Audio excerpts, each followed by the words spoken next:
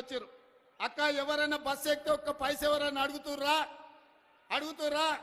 ఇవాళ ఈ తెలంగాణ రాష్ట్రంలో 1,10,00,000 మంది ఆడబిడ్డలు 3,700 కోట్ల రూపాయలు 11 నెలల మా పొన్నం ప్రభాకర్ గారి మంత్రివర్గంలో ఆడబిడ్డలకు ఉచిత బస్సు ప్రయాణానికి ఖర్చు పెట్టి ఈ రోజు మా ఆడబిడ్డలు స్వేచ్ఛగా ఇంటైన పనికి వచ్చే లోప అమ్మగారింటికి పోయి అమ్మని చూసి వెనక్కి వచ్చేటంత వెసులుబాటు ఈ రోజు మన ప్రభుత్వంలో వచ్చింది.